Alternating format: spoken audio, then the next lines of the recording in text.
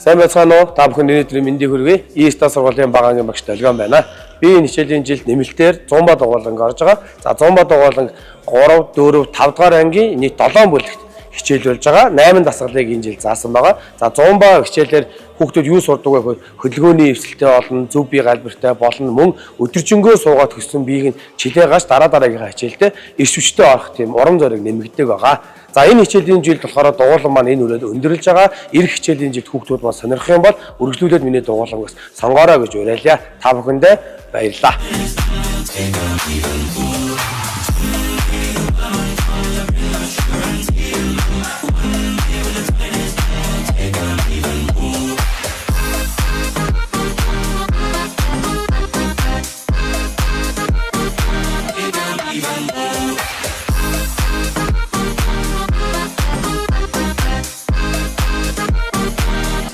Even more.